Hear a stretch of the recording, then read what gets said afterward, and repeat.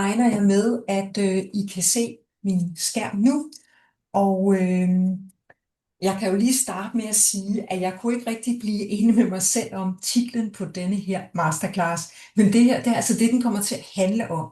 Den kommer til at handle om søvnmangel, og hvordan er søvnmangel er den usynlige barriere for både trivsel og forandring, og også for performance. Og det, jeg har taget med her, det er det, du som fagperson skal vide. Og med fagperson, der mener jeg altså jer, der arbejder professionelt med andre mennesker. Det kan for eksempel være, at du er coach, eller psykolog, eller psykoterapeut, eller måske så er du leder, eller sygeplejerske, eller HR, eller et eller andet i den kategori. Og hvis du nu sidder og tænker, jeg hører ikke til i den kategori, så vil jeg bare sige, du er selvfølgelig velkommen alligevel til at følge med her. Det jeg gerne vil med denne her masterclass, mit formål med den, det er, at jeg vil rigtig gerne pege på, at for lidt søvn og for dårlig søvn, det medfører altså ikke kun, at man føler sig træt dagen efter, men det har en lang række andre konsekvenser, og mange af dem, de er altså ikke særlig kendte. Så jeg vil rigtig gerne brede denne her palette ud for jer, og fortælle, hvad er det, man kan se, når det er, at folk ikke har sovet nok, og hvad kan det have af konsekvenser.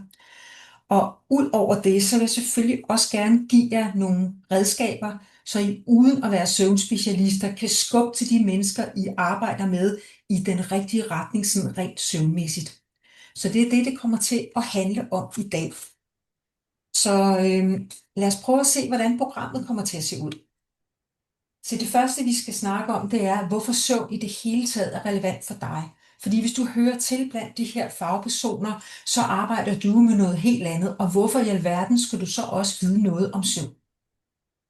Så skal vi ind og kigge på hjernen og søvn. Altså, man bliver næsten nødt til, hvis man skal interessere sig for søvn og hjælpe nogle mennesker med det, så bliver man nødt til at vide noget om, hvordan at hjernen den styrer søvnen. Så I får bare det vigtigste på sådan cirka 8 minutter. Og så kommer det, som er sådan hovedoverskriften i dag, det er det her konsekvenser af for lidt søvn. Og der skal vi altså have en masse evidensbaseret viden om, hvordan søvnmangel påvirker både adfærd og beslutninger. Og når vi er færdige med de her 3 punkter, så vender vi os lidt mod, hvordan kan man så arbejde med søvn, når man ikke lige er søvnspecialist. Og der får I først de 3 mest almindelige søvnproblemer, som du kan møde. Og så får I mit yndlingsredskab, det er søvndagbogen. Jeg elsker søvndagbogen. Alle mine klienter starter altid med et søvndagbog. Det er et enkelt redskab, du kan bruge med det samme, og du får simpelthen tilsendt den søvndagbog, jeg bruger, og jeg skal nok fortælle dig, hvordan jeg bruger den, og hvorfor det er, jeg er så glad for den. Og så skal vi snakke en lille smule om søvnsamtalen. De mennesker, som I har med at gøre, de er jo ikke kommet til jer for at snakke om søvn, så derfor så vil jeg gerne lige understrege nogle etiske overvejelser, jeg synes, man skal gøre sig, når man skal rådgive om søvn. Så dem får I her. Og til slut, så har jeg en, der hedder videre herfra, hvis det nu er, når vi er færdige med det her, at I synes, at søvn det er bare lige så interessant, som jeg synes, det er, så vil jeg gerne pege jer med en pil i en retning, hvor I kan blive klogere på det her. Godt. Du er simpelthen det rigtige sted her til masterclassen, hvis du oplever, at dine klienter, patienter, medarbejdere, eller hvem det nu er, ikke rigtig rykker på den måde, som både du og de havde forventet. Det kan være, at I har lavet nogle aftaler, og alle nikker ja til, ja, det er da helt klart det, vi skal, men der bliver ikke rigtig rykket på det, og det kan hverken du, eller måske også klienten, patienten, eller hvem det nu er, de kan heller ikke rigtig forstå det. Det kan også være, at du oplever, at de mennesker, du arbejder sammen med, de ikke rigtig trives, og du kan ikke helt forklare, hvorfor. Eller det kan selvfølgelig også være, at du sådan ved et tilfælde opdager, at vedkommende har søvnproblemer, og du simpelthen mangler nogle redskaber. Alt det her, det dækker jeg i dag. Du er selvfølgelig også det rigtige sted, hvis du bare har lyst til at dykke ned i søvnens spændende univers, og på den måde, der kan du nemlig gøre en kæmpe forskel for de mennesker, som du arbejder med. Hvad er det så egentlig, du kan opnå ved at have fokus på søvn og søvnproblemer hos de mennesker, du arbejder med? Ja, for det første, så kan du løse et kæmpe problem for dem. Jeg er rimelig sikker på, at med de redskaber, du får i dag, der kan du altså hjælpe dem godt på vej. Og du skal tænke på, at søvn, det er bare basis for trivsel, både hjemme og på arbejdspladsen, både helt derhjemme og også i fritiden. Så hvis det er, at du kan hjælpe dem bare en lille smule den rigtige vej med søvnen, så hjælper du dem virkelig meget og løser et kæmpe problem for dem. Du skaber simpelthen også de bedste muligheder for at kunne hjælpe dem med det problem, de første gang er kommet med til dig. Det kan være, at de er kommet for at få hjælp til kommunikation, eller det kan være, at de er kommet for at få hjælp til parforhold, eller selvværd, eller hvad ved jeg. Og det er altså rigtig svært at komme i mål med det, hvis det er, der ligger nogle underliggende søvnproblemer. Og hvis du får løst de søvnproblemer, eller i hvert fald hjælper dem på vej, så vil der altså være meget større mulighed for, at de kommer i mål med det, de i første omgang er kommet med. Det bliver simpelthen nemmere at komme i mål. Succesraten, den bliver større. Og det kan vi nok alle sammen godt lide. Det er godt for din klient, patient, medarbejder eller hvem det er, og det er simpelthen også godt for dig og for din forretning eller for din afdeling. Så der er rigtig meget at hente, hvis man også har øjnene på det her med søvn og søvnproblemer. Så tænkte jeg, at inden at vi går videre med det her, så skal I vide en lille smule om mig, og hvad jeg egentlig taget har baggrund for at sidde her og udbrede mig om søvn. For jeg er faktisk uddannet i en ganske anden retning. Jeg er nemlig oprindeligt uddannet tandlæge, ja, som går livet nogle gange. Der var meget stor arbejdsløshed, da jeg blev færdig som tandlæge, og så valgte jeg at hoppe over i medicinalbranchen. Og der har jeg arbejdet i 3 store internationale medicinalvirksomheder. Jeg har arbejdet rigtig meget med, er desværre ikke søvn, det kunne ellers være nice, men med hjertekarsygdomme. Og jeg har arbejdet rigtig meget sammen med landets hospitaler og privatpraktiserende læger med forskning inden for det område. Jeg er også uddannet life, business og stresscoach, og I ved nok godt alle sammen, at hvis man er bare i nærheden af stress, eller hvis man også er decideret stressramt, så går det tit rigtig hårdt ud over søvnen. Og det stødte jeg også på, og så var det, jeg begyndte at dykke ned i det her omkring søvnen. Og jeg fandt bare et emne, som jeg synes var helt vildt vigtigt, og også helt vildt spændende. Så nu er det bare blevet sådan, at søvn, det er min helt store interesse og min helt store passion. Så det er det, jeg bruger hele mit arbejdsliv på i dag, at arbejde med søvnen. Jeg har arbejdet med søvn i cirka 13 år, og jeg har haft plus 200 både søde og søvnige klienter igennem min 1-til-1 forløb. Og så holder jeg rigtig mange kurser og rigtig mange foredrag om søvn. Hvis I har prøvet at google lidt rundt, så vil I sikkert opdage, at man kan arbejde med søvn på mange forskellige måder. Så jeg vil lige pinpointe, hvordan jeg arbejder med søvn. For mit arbejde med søvn, det bygger på 3 ting. Det bygger på evidens. Og hvad er det nu evidens er? Jamen evidens, det betyder jo bare, at der ligger nogle gode, store, fornuftige videnskabelige undersøgelser, der med den viden, vi har i dag, peger i retning af, hvad der virker og hvad der ikke virker på det her område, og hvordan tingene er skruet sammen. Jeg kan godt lide evidens. Jeg synes, det er en stor tryghed at undervise med videnskaben i rygsækken, og det, I skal høre i dag, det er også evidensbaseret. Det næste, jeg har skrevet på, det er viden om hjernen. Man kan ikke rigtig arbejde med søvn, uden man synes, at det her med hjernen, det er spændende. Så vi skal selvfølgelig også høre noget om hjernen i dag. Okay. Ja, vent lige et øjeblik. Jeg fik lige en besked fra en, der sidder og ser med inde ved siden af. Pyt med det. Det tager vi bare. Godt. Det var det her med viden om hjernen, som er nødvendigt, hvis det er, man skal vide noget om søvn. Så det sidste punkt, det er, at jeg har selvfølgelig en masse erfaring fra alle de klienter, som jeg har haft igennem min forløb, så jeg ved også noget om, hvad er det, der skal til for at komme igennem med sådan et søvnforløb. Det tror jeg var nok om mig. Så skal vi så ikke bare se og komme i gang med det egentlig taget handler om. Og vi starter her. Vi skulle starte lidt med at snakke lidt om, hvorfor er det, at jeg synes, at I skal interessere jer lidt for søvn. Det, jeg har taget med her, det er en rapport, der kom fra Statens Institut for Folkesundhed, om danskernes sundhed i 2023. Og jeg har lige taget forsiden af denne her rapport med, så I kan finde frem til den, hvis I vil dykke mere ned i det her. Det man gjorde her, det var, at man spurgte cirka 10.000 mennesker, om de havde haft nogle problemer med søvnen i løbet af de sidste 14 dage. Og nu skal I bare prøve at se her. Hvis I lige prøver først at kigge ude under i alt, så kan I se under søvnbesvær og søvnproblemer, at 50%, altså halvdelen af dem, man har spurgt her, de fortæller, at de har bøvlet med søvnen en eller anden grad i løbet af de her 14 dage. 50%, det er godt nok mange. Vi kan se, at der har været 35,6%, der har været lidt generet af de her søvnproblemer, og 14,3% har været meget generet af deres søvnproblemer. Men summa summarum, det er, at halvdelen af de her mennesker har i løbet af en 14-dages periode altså haft nogle søvnproblemer. Og det her, det betyder altså, at I kan ikke undgå at møde de her mennesker. I kan ikke undgå at møde nogen med søvnproblemer. Og det jeg gerne vil i dag, det er jo, og jeg vil gerne fortælle jer, hvornår er det, at I skal tænke, hey, det er måske en, der har søvnproblemer, det her. Hvornår er det, I skal hejse det flag? Fordi I vil uden tvivl støde på dem. Der er alt for mange danskere, der har problemer med søvnen. Så det var faktisk sådan det første budskab, som jeg gerne ville sige til jer.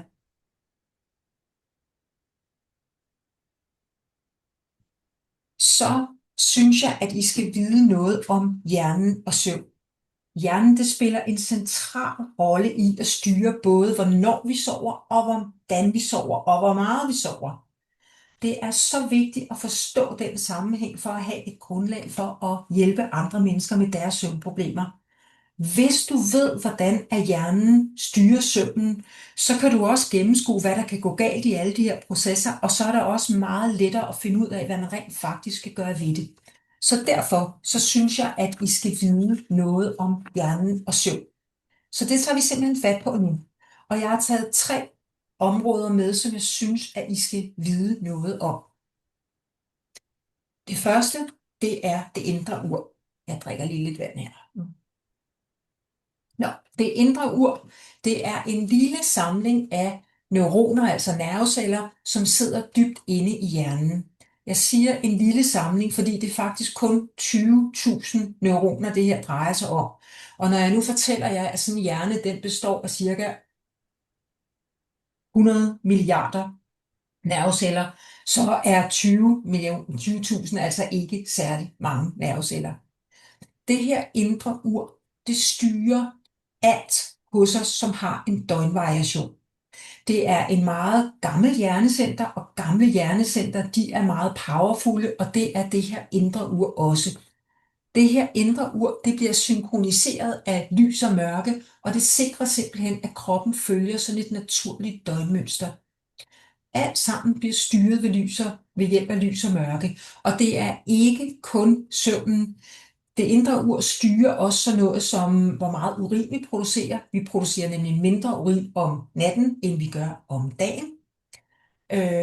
Det er også sådan, at det styrer vores kernetemperatur. Den skal nemlig falde en lille smule, når det bliver nat. Det er sådan en clue til hjernen og kroppen om, at nu skal vi til at sove. Og så styrer det også frigivelse af en lang række forskellige hormoner. Med hensyn til søvnen, så er det altså sådan, at når det bliver mørkt udenfor, så bliver det registreret ind gennem øjnene ind til et indre ur, der så sender besked til en anden del af hjernen, der udskiller søvnhormonet melatonin. Og nu er det ikke sådan, at melatonin, det betyder bum, så sover man. Det er bare sådan en start på hele søvnprocessen. Når det bliver lyst næste morgen, så sker det modsatte. Det bliver registreret ind til det indre ur, der sender besked. Nu kan den anden del af hjernen godt stoppe med at producere melatonin. Så det her indre ur, det er rigtig, rigtig vigtigt for vores søvn. Og det I skal tage med jer for det her, det er jo, at lys og mørke er rigtig, rigtig vigtigt for hele vores døgnrytme. Så det var det ene hjernecenter, jeg synes, I skulle kende til. Så er der hjernens vågenhedscentre. Det er sådan, at vi har vågenhedscentre forskellige steder i hjernen, og de her vågenhedscentre, de sørger altså via nogle neurotransmittere for, at både krop og hjerne er tilpas vågen til en given situation. Neurotransmitter, det er bare et kemisk stof i hjernen, der kan sende beskeder rundt til hjernen. Og der bliver altså sendt besked fra både kroppen og fra andre dele af hjernen om, hvor vågen både krop og hjerne skal være. Det, der er vigtigt at vide her, det er, at hvis der er gang i de her vågenhedscentre, så får I ikke lov til at sove, fordi der skal ro til, for at vi kan sove. I skal vide, at hjernen, det er et kæmpe stort netværk med 100 milliarder celler, der hver især er forbundet med 10.000 andre celler. Så det her sådan et kæmpe stort og så kæmpe kompliceret netværk, så vi slet ikke fatter det. Og hver nat, så skal der altså ske en opdatering af hele det her område. Og selvfølgelig skal der ro til, for det kan ske. Der skulle jo meget, meget nødig ske fejl i de her ting. Der er jo nogle ret vitale ting og sager der, så det dur ikke, at der sker fejl. Så I skal tage med jer fra det her, at ro er rigtig vigtigt for, at søvnen det kan fungere. Og det styres altså via de her vågenhedscentre. Så det var det indre ur, og det var hjernens vågenhedscenter. Så tænker jeg også, at vi skal snakke en lille smule bare om opbygningen af søvnen. Fordi når vi kommer til at snakke om konsekvenser af for lidt og for dårlig søvn, så kommer vi til at dykke ned i nogle af de her søvntyper. Så det skal I lige vide en lille smule om. Det er sådan, at søvnen den bliver opdelt i søvnfaser, der varer cirka 90 minutter. Og i løbet af sådan en søvnfase, der kommer man altså igennem de forskellige søvntyper. Og der snakker vi om let søvn, vi snakker om dyb søvn, og vi snakker om REM-søvn. Det står for Rapid Eye Movement eller drømmesøvnen. Og bare sådan lige ganske kort, den lette søvn, den fylder cirka halvdelen af vores nattesøvn. Altså 50%, det er let søvn. Den dybe søvn, den fylder cirka 25% af vores nattesøvn, og vi har mest af den dybe søvn først på natten. Når der er cirka 2 timer tilbage af vores nattesøvn, jamen så har vi opbrugt den dybe søvn, og så er der altså kun let søvn og drømmesøvn tilbage i de sidste 2 timer. Den dybe søvn, den er rigtig vigtig, for vi kan vågne og føle os friske næste morgen. Det er den, fordi at der bliver fjernet affaldsstoffer fra hjernen. REM-søvnen eller drømmesøvnen, den fylder også 25% af vores nattesøvn, og der er altså mest af den sidst på natten. Og det er derfor, vi tit kan huske vores drømme, når vi vågner, fordi vi vågner lige midt i en drøm, fordi der er rigtig meget drømmesøvn der sidst på natten. Så det er altså sådan, at søvnen er bygget op. Man skifter mellem de her forskellige typer af søvn natten igennem. Det tror jeg faktisk var det, jeg i denne her omgang vil sige om det her. Vi kommer lidt mere ind på de forskellige søvntyper lidt senere. Lad os skifte en gang. Og nu er det sådan, at vi skal til det hele handler om, nemlig konsekvenser af for lidt søvn. Jeg ved godt, at I og også når jeg er ude at holde foredrag, så ved deltagerne det også der, at der er nogle konsekvenser af for lidt søvn, andet end man bare er træt. Men jeg synes, vi skal have bredt den palette ud, fordi som sagt, så er der altså også noget, som man måske ikke lige går og tænker over. Det synes jeg er vigtigt at få fokus på. Så lad os prøve at kigge på det. Det første, vi skal kigge på, det er koncentrations- og reaktionstid. Og jeg har taget noget forskning med til jer her, som vi bare lige overfladisk skal dykke ned i. Se, det handler om her, det er nogle studerende, der fik ophold på et søvnhotel. Og det man gjorde, det var, at man inddelte dem i 3 grupper, og de sov henholdsvis 4 timer, 6 timer eller 8 timer hver nat i 14 dage. Og så målte man løbende deres koncentrationsevne og deres reaktionstid. Og nu springer vi alle mellemregningerne over, så går vi bare lige direkte til resultatet. Og resultatet her var, at i gruppen med 4 timer og 6 timer søvn, der så man altså allerede efter 2 nætter. 2 nætter gik der kun dårlig koncentrationsevne og dårlig reaktionsevne. Og herefter, der gik det bare bum ned ad bakke. I gruppen med 8 timers søvn, der så man altså ingen ændringer fra baseline, så de klarede altså frisag. Så Der er ingen tvivl om, at koncentrationsevnen og reaktionsevnen, den dropper betragteligt og ret hurtigt. Ikke bare 2 nætter med dårlig søvn, så er det, at man får et fald i koncentrationsevnen og reaktionsevnen. Jeg synes næsten, at det man gjorde efter de her 14 dage, det giver de mest interessante og måske lidt overraskende resultater. Nu skal I prøve at se en gang. Det man gjorde, det var, at efter 14 dage med for lidt søvn, der lod man så deltagerne sove 3 nætter, hvor de hver nat fik 8 timer søvn. Og prøv så at se her. Ingen havde opnået fuld hjernekapacitet efter 3 nætter med 8 timer søvn. Så det, man kan tage med fra det her, det er jo, at det duer ikke at tænke sådan, når man i hverdagene, der har jeg simpelthen så travlt, der kan jeg godt lade være med at sove så meget, og så i weekenden, der giver den bare fuld skrald. Så vil man altså stadigvæk mandag morgen være bagud på point.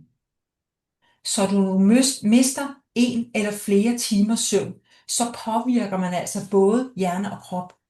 Søvnen, det er langt mere end bare hvile. Det er en aktiv proces, hvor hjernen den rydder op, den lagrer minder, og den reparerer sig selv. Og når du har for lidt søvn, så bliver alle de her processer forstyrret. Og kroppen har altså brug for flere nætter med god og regelmæssig søvn, for sådan gradvist at oprette denne her balance igen. Og det tager bare flere nætter, også for nok af alle de her 3 søvntyper, som vi har snakket om. Så det var det første, jeg gerne ville have fokus på. Det var det her med koncentrationsevne og reaktionstid. Godt. Lad os gå videre en gang. Så skal vi snakke noget om hukommelse og læring. Og der skal vi lige ind og bruge noget af den viden, I har fået om søvntyper. Fordi vi skal lige først kigge på REM-søvnen. Hvad er det, der sker under REM-søvnen? Ja, under REM-søvnen, der bliver alt det, du har oplevet, erfaret og lært i løbet af sådan en hel dag, det bliver simpelthen lagt ind på de rigtige hylder. Og der sker det, som er ret smart, det er, at der bliver skabt forbindelse mellem både det nye, man har lært, og alt det gamle, man har liggende. Og det kan I godt se er ret smart, ikke? Fordi så er det, at man kan bruge både det nye og det gamle på en helt ny måde. Og det gør altså, at når det er, at man har nok af REM-søvnen, jamen så er det, at man er god til at løse problemer, og man bliver også rigtig god til kreativ og innovativ tænkning. Så det er altså alt det, der gør, at REM-søvnen den er rigtig, rigtig vigtig. Og der skal I lige huske på det, jeg sagde tidligere, nemlig at man har rigtig meget REM-søvn det sidste af natten, så hvis man ikke får nok søvn, så får man heller ikke nok REM-søvn. Vi kommer tilbage til lidt senere det her med, hvad man kan gøre for at passe godt på sin REM-søvn. Men her der har det altså med hukommelse og læring at gøre. Så det er klart, at hvis det er, at man ikke får nok REM-søvn, så er man heller ikke så god til at lære nyt og bruge alt det nye, som man har lært. Så er der den lette søvn. Hvad sker der der? Jamen, den lette søvn er faktisk rigtig vigtig for vores hukommelse. Det er sådan, at når det er, at vi oplever og lærer at erfare en masse i løbet af dagen, så ryger det ind i vores korttidshukommelse. Og det kan I se på som sådan en slags USB-stik, hvor det hele ryger ind, og så bliver det så under den lette søvn flyttet til langtidshukommelsen. Og der kan I godt se, at hvis det er, at vi ikke får nok af den lette søvn, jamen så er det sådan, at USB-stikket, der er stadigvæk en masse på, og så har vi altså ikke mulighed for at lære så meget næste dag. Der er simpelthen ikke plads i hukommelsen til det. Og der kan I godt se, hvis I nu har nogle klienter, patienter, borgere, eller hvad ved jeg, som I skal lære nogle nye ting, som skal huske noget, ja, hvis man så ikke får sovet nok, så går det altså hårdt ud over blandt andet det her med hukommelse og læring. Så søvnen, den sørger altså for, at der er plads til at gemme ny information, og den sørger også for at gøre hjernen klar til at lære nyt næste dag. Så skal vi snakke lidt om, at for lidt søvn påvirker både vores kognitive evner og vores følelsesmæssige tilstand. Det er sådan, at når det er, at vi ikke har sovet nok, så bliver vi faktisk mere styret af vores følelser. Og vi får også større tendens til negative følelser. Vi tænker meget mere negativt på det hele. Alting bliver bare kæmpe store problemer, og vores følelsesmæssige reaktion bliver forstærket. Når det er, jeg spørger ud til mine foredrag om, hvad de kender af konsekvenser, så er der mange, der siger det her med, at de får sådan en kort lunte. Og det er lige præcis det, vi snakker om her. Forskningen viser faktisk, at efter allerede bare en nat, bare en enkelt nat med for lidt eller afbrudt søvn, så bliver hjernen meget mere følsom over for negative oplevelser. Vores alarmcenter, altså vores amygdala, reagerer op til 60% kraftigere, når vi møder frustration eller kritik. Så er der nogen, der kritiserer os, eller vi bliver frustreret, så er det, vi tænder fuldstændig af. Og samtidig så bliver den del af hjernen, der regulerer følelser, det er vores præfrontale cortex, som ligger herinde bag panden, den bliver mindre aktiv, så vi har simpelthen enormt svært ved at holde hovedet koldt. Og hvad bliver resultatet af det her? Det er, at vi bliver lettere irriteret, vi mister tålmodigheden, og små problemer kan bare føles kæmpestore. Og prøv lige at forestille jer på en arbejdsplads. Jeg fortalte, at 50% har søvnproblemer i en 14-dages periode. Hvis en masse medarbejdere i et team eller i en afdeling ikke sover nok, jamen så øger det bare risikoen for både konflikter og misforståelser, og det gør det altså også på hjemmebanen. Man får også lavere motivation, og man får sværere ved at arbejde sammen, og man bliver også dårligere til at håndtere pres og forandringer. Så det har ret store konsekvenser, det her, når det er, at vi ikke sover nok. Og ud over det, så sker der altså også det, at vores selvindsigt, den mistes. Så vi er ikke selv klar over det her. I situationen, der tænker vi bare, at det er de andre, der er fuldstændig forkert på den, og fuldstændig åndssvage. Vi tænker bare, at vi selv vi er fuldstændig ligesom vi plejer at være. Men det er vi absolut ikke. Man kan jo prøve at spørge lidt rundt omkring, så ved folk godt, når det er, at man ikke har fået sovet nok, og man tænder hurtigt af. Så det var altså noget om vores kognitive evner og vores følelsesmæssige tilstand. Jeg kunne godt tænke mig at dykke lidt mere ned i det her med REM-søvnen og følelsesmæssig bearbejdning, fordi det er et ret spændende område. REM-søvnen, det var den, vi havde mest af sidst på natten, og det var den, hvor at tingene de kom ind de rigtige steder på hylderne og blev forbundet med andet. Men der sker også noget andet, fordi REM-søvnen er nøglen til følelsesmæssig bearbejdning. Det er simpelthen der, hvor hjernen ligesom skruer tilbage og bearbejder vores følelsesmæssige oplevelser. Og det, der er smart her, det er, at i REM-søvnen, der slår dit kemiske alarmberedskab simpelthen fra. Der er nogle neurotransmittere, der kommer ned i niveau, så hjernen den kan behandle følelser uden denne her flugt-kamp-respons. Så hvis jeg skal forklare det på en anden måde, så kan man sige, at før REM-søvnen, så er det sådan, at dine oplevelser og følelser, de ligger fuldstændig råt i hukommelsen, og de føles meget stærke og intense og svære at slippe. Under REM-søvnen, så sker der så det, at hjernen flytter dem fra det akutte følelsescenter og over til andre områder i hjernebarken, hvor de læres til velkendte og måske mere objektive minder. Og efter REM-søvnen, jamen så er erindringerne der stadigvæk, men de føles bare ikke længere så voldsomme eller alt overskyggende. Og derfor er det her råd med, du skulle lige til at sove på det, det er faktisk ret godt, fordi så er det meget nemmere at forholde sig meget mere objektivt til det, der er sket, i stedet for at vi har hele vores flugtkamp nervesystem oppe og køre, når det er, vi oplever noget. Så lige sove på det, sådan, så man får REM-søvnen, og så er det sådan, at det hele det ser meget mere fornuftigt ud, og det er meget lettere at kunne bearbejde det her, og meget lettere at forholde sig til det. Så det var lidt nørderi omkring søvnen og følelsesmæssig bearbejdning. Og jeg lovede jer lige nogle gode råd til, hvordan man får nok REM-søvn. Og REM-søvn er jo super vigtig for mange ting. Så det første, jeg har skrevet på her, det er, at man får nok søvn. Altså man har en fast døgnrytme, så man får nok af REM-søvnen.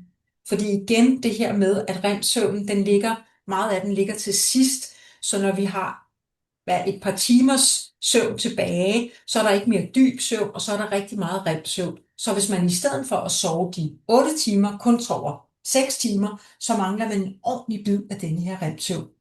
Og det er ikke nogen god idé. Så skal man undgå koffein og alkohol tæt på sengetid. Det ved man, at det påvirker mængden af REM-søvn. Det samme hvor det er vigtigt at have mørke og ro i soveværelset. Det kan godt være, at du tænker, jeg kan sagtens sove, selvom der er lyst i mit soveværelse, og jeg kan sagtens sove, selvom der er en masse støj. Men vi får altså ikke nok REM-søvn på denne her måde. Så er det rigtig godt at have sådan en aftenrutine, hvor man kommer ind og finder denne her ro, før man skal sove. Og det kan man gøre ved at skrive lidt dagbog, eller læse, eller meditere, eller lave åndedrætsøvelser. Der er masser at vælge imellem, men det handler om, det er altså at finde denne her ro, fordi så får man den bedste søvn. Og så har jeg lige skrevet til sidst, tag nu søvnproblemer alvorligt, ikke? Fordi at hvis man har søvnproblemer, så får man ikke nok af REM-søvnen, og så har det altså en lang række konsekvenser. Det var nok om REM-søvn lige for nu. Så skal vi snakke lidt om dårlig søvn og empati. Og empati, det er jo det her evnen til at forstå og dele andres følelser. Og det spiller en kæmpe stor rolle i samarbejde og i kommunikation og trivsel på arbejdspladsen. Og der er nyere forskning, der har vist, at søvn og empati, det er tæt forbundet, og at mangel på søvn, det kan have markante konsekvenser for vores sociale funktioner. Når vi sover for lidt, så påvirkes områder af hjernen, der er ansvarlige for følelsesregulering og også for social forståelse, og vi får simpelthen svært ved at genkende og respondere på andres følelsesmæssige signaler. Det bliver meget sværere at forstå, hvorfor andre de reagerer, som de gør. Og det betyder, at mennesker med dårlig søvn, de har sværere ved at læse ansigtsudtryk og tolke stemninger og reagere hensigtsmæssigt på kollegers behov. Og I kan jo prøve at forestille jer, hvordan at samarbejdet i et lille team eller en afdeling går, hvis det er, at der er nogen, der simpelthen ikke får sovet nok. Så er det, at man ikke rigtig forstår hinanden, og så er det, at alle de her konflikter, de kan opstå. Så det er en anden årsag til, at det er så vigtigt, at de mennesker, som vi arbejder med, for eksempel som ledere eller i HR, at vi har syn for det her, og kan se, at hvis det er, at samarbejdet i en afdeling går helt af pommeren til, så kan det altså være fordi, at der er nogen, som simpelthen ikke får sovet nok, empatien bliver skruet ned, og det skaber en lang række problemer. Det har også nogle konsekvenser for vores sociale liv. For lidt søvn påvirker energien til at komme ud til sociale arrangementer. Det hører jeg rigtig tit fra mine klienter. Nej, det orker jeg simpelthen ikke, eller jeg må hellere lade være at aflyse det, fordi at så ellers kan jeg ikke komme tidligt nok i seng, og så får jeg nok ikke søvn nok, og man orker det simpelthen ikke. Det påvirker også lysten til at være sammen med andre mennesker, og vi trækker os socialt, hvilket kan medføre ensomhed. Og det er jo også noget på en arbejdsplads, hvis det er, at man begynder at trække sig socialt, så kan det også gå rigtig hårdt ud over samarbejdet og hvordan man performer i en afdeling. Endnu flere konsekvenser. Hjælpsomheden falder. Der opstår lettere konflikter både hjemme og på arbejdspladsen, blandt andet fordi empatien falder markant. Man kommer til at tage dårligere beslutninger. Man har mindre energi og motivation. Og så til sidst i en lidt anden boldgade, kroniske søvnproblemer øger altså også risikoen for forskellige sygdomme, hjertekarsygdomme, diabetes, og nedsætter også mere generelt immunforsvaret, så man får altså flere sygemeldinger, når det er, at folk de ikke sover nok. Så der er nok at tage fat på det her område. Hvis jeg skal sådan konkludere på det hele, så kan man sige, at alle, der ikke får nok søvn, har en hjerne, der ikke fungerer optimalt. Det er sjældent, når man er glad for evidens, at man siger alle. Men det tør jeg godt her, fordi evidensen er overbevisende på det her område. Der er ingen tvivl om, at hvis man ikke har fået nok søvn, ja, så fungerer hjernen ikke så godt, som den kunne fungere. Den snurrer simpelthen ikke så hurtigt, og det har altså en lang række konsekvenser, som jeg håber, jeg har fået synliggjort med denne her masterclass. Så det er i hvert fald noget af det, man kan tage med sig. Og det her, det er ikke sådan, at man skal have søvnproblemer i 3 måneder, for at hjernen ikke fungerer. Noget er allerede efter en enkelt nat, hvor man ikke får sovet nok, og noget, der skal måske 2, 3 eller flere nætter til. Så det er i hvert fald noget, som er vigtigt at være opmærksom på, og så skal I skrue tilbage til helt fra starten af masterclassen. 50% af alle danskere har problemer med søvn i en 14-dages periode. Så det her, det er helt klart noget, I også støder på hos de mennesker, som I arbejder med. Og du kan jo lige selv prøve at forestille dig at skulle skabe forandringer, hvis du har nedsat koncentrationsevne. Du har simpelthen svært ved at holde fokus, så du flakker rundt fra det ene til det andet. Du har svært ved at tænke klart og gennemskue svære sammenhænge.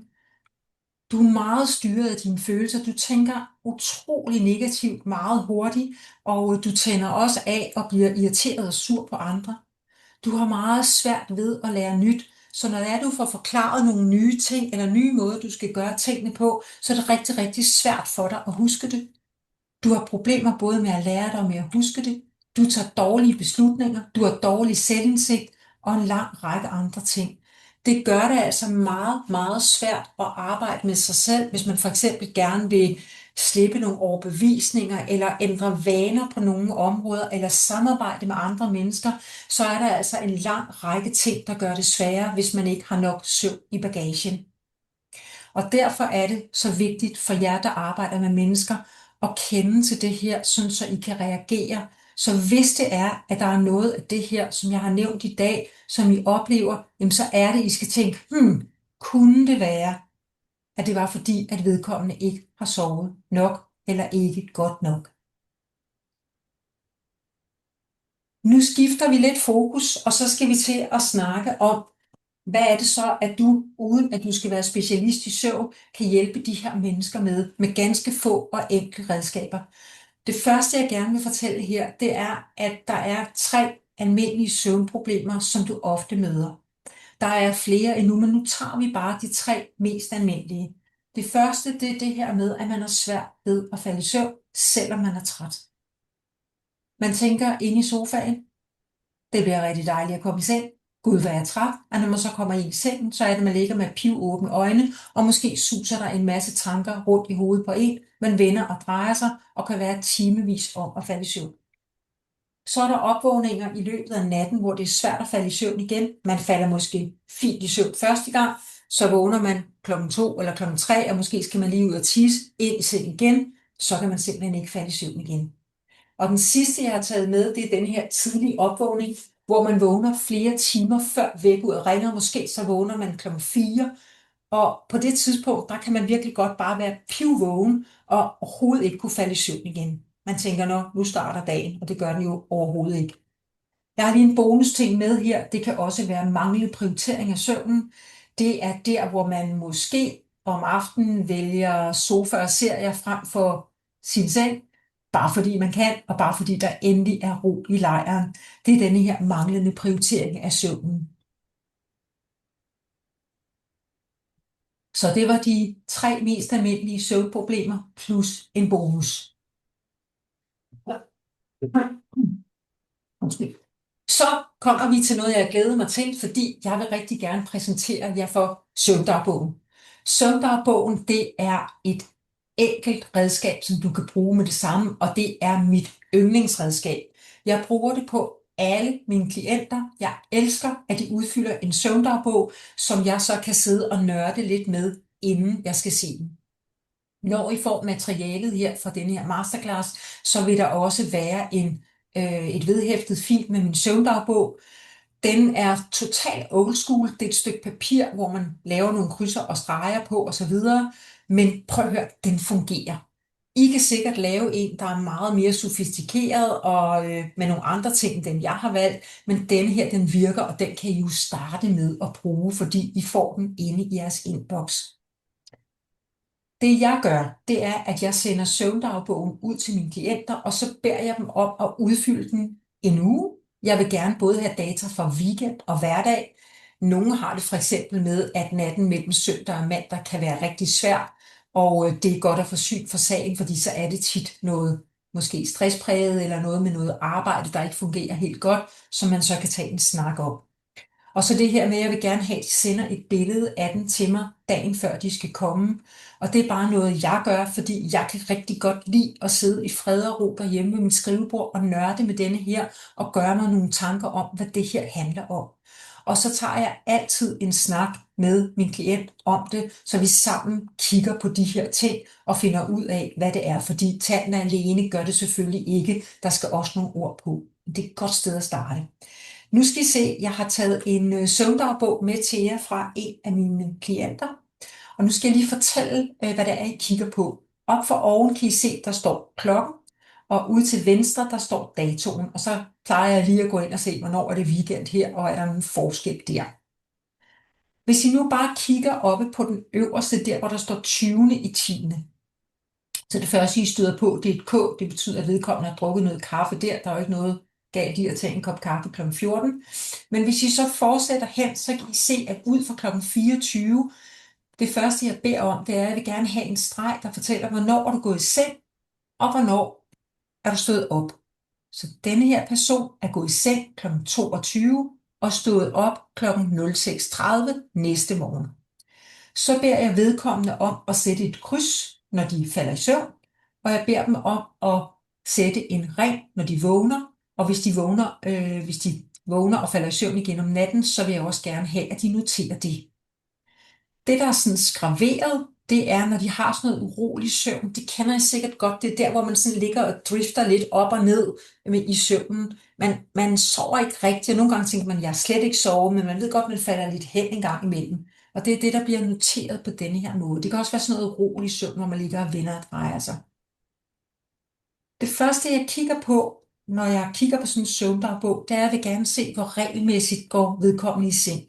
Og hvis I sådan kigger ud til venstre på krydsene, så kan I se, altså ikke helt ud til venstre, men der kl. 22, så kan I se, at vedkommende går sådan forholdsvis regelmæssigt i seng, ikke også? De går i seng, vedkommende her går i seng sådan omkring kl. 22 med nogle få variationer. Så der er ikke rigtig noget at komme efter der. Hvis vi kigger, hvornår vedkommende står op, så er det sådan ved en 6:30-7-tiden, så regelmæssigheden, tjek ved den er sådan set okay. Så kigger jeg på, hvor lang tid vedkommende er om at falde i søvn. Det er altså, hvor starter stregen, og hvor kommer det første kryds. Og der kan I se, at vedkommende er også ret god til at falde i søvn. De fleste nætter er det bare sådan en halv time, og man siger sådan 20 minutter til en halv time, det er inden for normalen. Der er lige et par nætter, hvor der går lidt længere tid, men det er ikke det, der er hovedproblemet her. Det man kan se her, det er, at hvis man nu kigger på, hvornår vedkommende vågner om natten, så vil I kunne se, hvis vi starter op fra toppen af, fra den 20. i 10., der kan I se, at vedkommende, der er en rund ring kl. 4. Næste nat er det kl. 3, næste nat kl. 2, næste nat kl. 4, og sådan varierer det.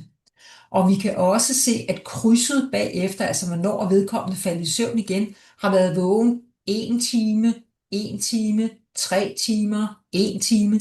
Så her, der kan vi altså se, at der er problemet simpelthen, at vedkommende vågner på forskellige tidspunkter om natten, og har virkelig svært ved at falde i søvn igen. Så når jeg sådan kigger overordnet på denne her søvndagbog, så kan jeg se, at her ligger nogle problemer, som vi helt klart skal have arbejdet med. Så kigger jeg også på, er der nogen sådan nætter, der sådan stikker af og ser meget anderledes ud end de andre. Hvis I kigger på ud fra den 24. i 10., så kan I se, der står en række A'er, og det betyder altså, at vedkommende har været ude og drikke en masse øl i det her tilfælde. Og I kan også se, at det har nogle konsekvenser på søvnen, fordi når det er, at man drikker alkohol, så sker der først det, at man sådan er rimelig bedøvet, når det er, at man lægger sig til at sove. Det er ikke nogen rigtig søvn, det er mere en bedøvelse. Og så kan I se, at resten af natten er helt af pommeren til, der får man denne her meget urolige søvn. Men hey, nogle gange så skal man altså også bare tillade sig at gå ud og have det sjovt og dejligt med vennerne, hvis det er det, man har lyst til, at drikke nogle øl eller nogle drinks, og så ved man bare, ja, jeg sover skidt, men så kan jeg måske tage revanche næste dag. En anden nat, som jeg måske også godt kunne tænke mig at dykke ned i, det var den ved den 22. i 10., for der er vedkommende vågen rigtig mange timer. Når jeg så snakker med klienten, så snakker jeg jo om, jamen, hvad laver du egentlig, før du går i seng? Hvad laver du der om natten, når du er vågen? Hvordan vil du beskrive denne her urolige søvn? Og ud fra de her ting, der kan vi så lave en handlingsplan. Så prøv at se, hvor meget information man kan få ud af det her. Jeg spørger altid klienten, om det er en normal uge. Det kunne jo være, at de havde været ude at rejse øh, til bryllup i Firenze i 4 dage, eller det kunne være, at de havde holdt ferie, eller skulle til eksamen, eller hvad ved jeg. Så det er meget vigtigt at finde ud af, at det her er en normal uge, og kunne søvnen også se sådan ud næste uge eller forrige uge. Det spørger jeg dem altid om. Så spørger jeg dem også altid om, hvad tænker du selv, når du ser din søvn på tryk? Nogle gange så kan de blive meget overrasket og tænke, gud, det ser meget bedre ud, eller meget værre ud. Så det er også meget godt lige at reflektere lidt over det. Nogle gange, så ser jeg faktisk en søvndagbog, hvor jeg tænker, det er mere eller mindre normal søvn. Så kan man jo undre sig lidt over, at de har kontaktet en søvnspecialist. Men jeg havde forresten for eksempel en mand, som havde en søvndagbog, hvor jeg sad og kiggede på den, så tænkte jeg, den ser da fuldstændig normal ud. Der er ikke meget at komme efter her. Og det viste sig, at hans store problem, det var alt den fokus og alt den angst, han havde for, om han nu fik sovet godt nok. Men da jeg viste ham søvndagbogen, så kunne han jo godt se, at det så meget normalt ud, og så kunne vi begynde at berolige ham og finde denne her ro omkring søvnen, så det ikke kom til at fylde så meget. Nå, en masse om søvndagbog. Jeg synes, det er et fantastisk værktøj. Jeg håber, I kan se, at der er rigtig meget, man kan finde ud af hjemme ved sit eget skrivebord, og som man kan snakke med klienten om, og finde ud af, hvad man så skal gøre ved det. Jeg har lige skrevet her instruktioner til klienten. Det jeg plejer at sige til dem, skal udfyldes i cirka en uge, gerne data fra både hverdag og weekend. Og det er meget vigtigt det her. Du behøver ikke hænge dig i præcise klokkeslæt. Det er det overordnede billede, vi går efter. De skal altså ikke ligge om natten og se, om klokken den er 14 minutter over 3, vel? Det er næste morgen, hvor de tænker, det var nok cirka klokken 3, jeg vågnede. Og så det her med at sende et billede af den dagen før. Det vil jeg gerne have, men det kan være, at I har det lige så fint med bare at tage den med det samme sammen med klienten og kigge på den der. Spørgsmål til klienten, det var det her med, er det en normal uge, og hvad tænker du selv? Og så tager I snakken ud fra det. Og så skal det her du rigtig gerne føre til en eller anden form for handlingsplan. Og det er så det næste skridt. Det er, at nu skal vi fra de data, der er, og de problemer, der er, og så skal vi finde ud af sammen med klienten, hvad er det, man kan gøre ved det. Og her skal vi tilbage til de der 3 hyppigste søvnproblemer, som jeg fortalte om lige for et øjeblik siden. Så hvis det nu er, at man har svært ved at falde i søvn, første gang man lægger sig, så handler det ofte om, at der ikke er ro på systemet før sengetid. Vågenhedscentrene, de fyrer på livet løs, og når vågenhedscentrene fyrer, så får man ikke lov til at sove, for hjernen skal have ro for, at man kan sove.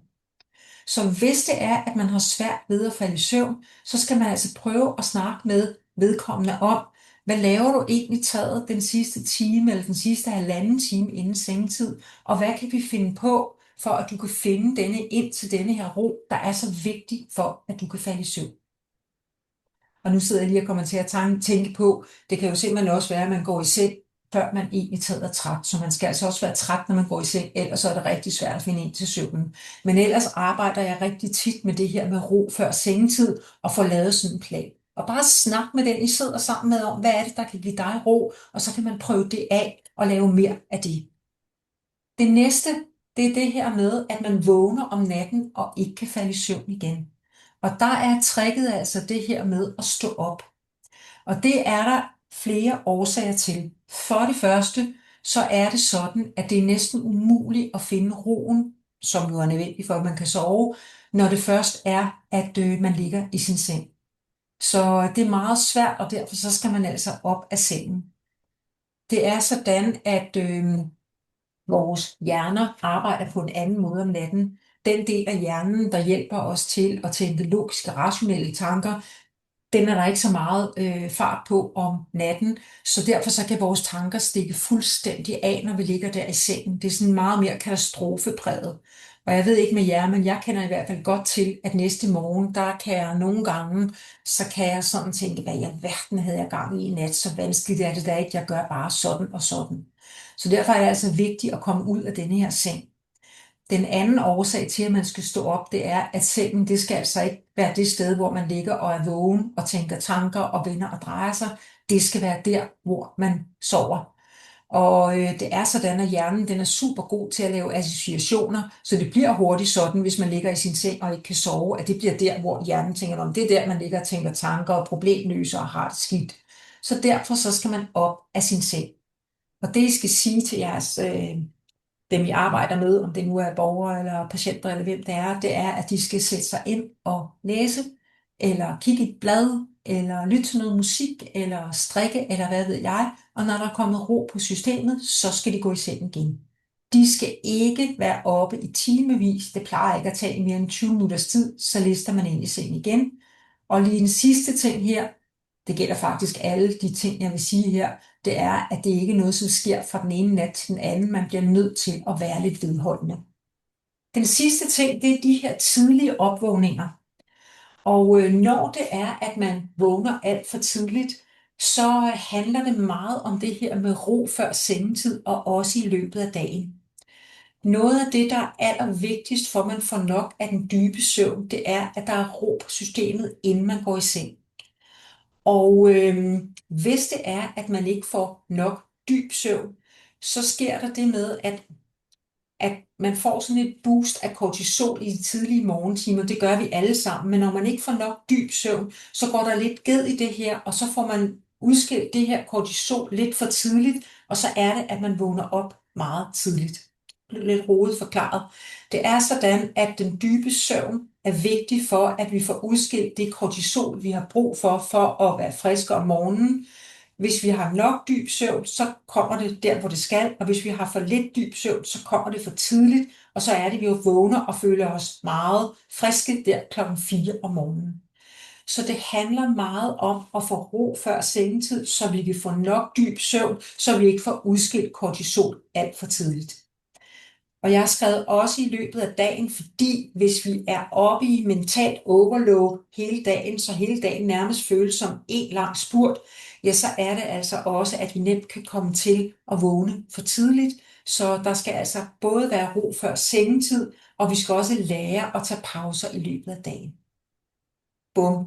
Det var 3 redskaber til de 3 hyppigste søvnproblemer, og I kan komme rigtig langt, hvis det er, I bruger søvndagbogen, og hvis I bruger de her 3 redskaber i samarbejde med den, I nu sidder sammen med. Så har jeg lige lidt om den gode søvnsamtale med Thea, nogle etiske overvejelser ved samtale om søvn. Det er jo sådan, at dem, som I måske nu skal til at snakke søvn med, de har jo ikke kommet til jer, fordi at de vil tale om søvn. De kommer til jer for alt muligt andet, eller det kan være, at de er jeres medarbejdere, eller de er jeres patienter, og så begynder I lige pludselig at tale om søvn. Og derfor synes jeg, det er vigtigt med de her etiske overvejelser. Det er noget andet med dem, der kommer til mig, for de kommer til mig for at tale om deres søvn, så der er det meget mere naturligt. Hvornår bringer du det på banen? Jamen, det gør du, når de her mennesker, du arbejder sammen med, nævner træthed, stress, manglende energi eller følelsesmæssig ubalance. Så er det, at man kan spørge ind til, hvordan sover du egentlig? Hvis de kæmper med forandringer og vaner, men har svært ved at fastholde dem, så er det, du kan spørge ind til søvnen. Ved tegn på dårligt humør, nedsat koncentration eller manglende motivation, så er det, du kan spørge ind til søvnen. Hvordan bringer du så søvnen på banen? Ja, der er nogle ting, du skal tænke over. Det er rigtig vigtigt, synes jeg, at du har respekt for privatliv og integritet. Fordi søvnvaner og søvnproblemer, de kan handle om nogle meget personlige forhold. Det kan være noget i privatlivet, der ikke er så godt, eller hvad ved jeg. Så det er rimelig vigtigt, at du respekterer det. Så er det noget med at undgå skyld og skam. Det er jo sådan, at noget af det, som er tegnet på, at der er søvnproblemer, det kan for eksempel være dårlig performance eller dårligt samarbejde. Og derfor så er det rigtig vigtigt, at det er støtte og vejledning frem for bebrejdelse. Så skal du også have sådan en helhedsorienteret tilgang, fordi igen, at dårlig søvn kan have mange årsager, både arbejdsmæssige, sociale og også helbredsmæssige. Og så har jeg skrevet informeret samtykke, fordi at det er rigtig vigtigt, at I giver dem, I snakker med, mulighed for at tage stilling til de forslag, der bliver givet. Så I skal altså være sammen om det. Det gør jeg altså også med mine klienter. Jeg spørger lidt ind til, hvad tænker du om det her, og kan det lade sig gøre for dig, og vil du synes, det kan give mening for dig at gøre sådan her, skulle vi aftale, og så videre. Og så har jeg skrevet faglighed og grænser, fordi selvom du nu har fået noget viden om, hvordan man kan arbejde med søvnen og nogle ting, du kan gøre, så er det jo ikke hele historien. Du vil også komme ud for nogen, hvor det handler om noget helt andet, noget vi slet ikke har berørt her. Og der er det altså at være opmærksom på dine egne kompetencegrænser, og vær ikke bange for at henvise. Det kan være til en søvnspecialist, eller det kan også være til egen læge, hvis det er det, der skal til.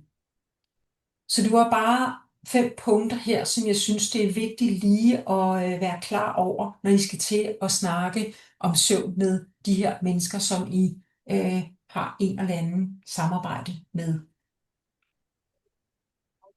Der er ingen tvivl om, at hvis man har de her søvnkompetencer, så giver det et forspring.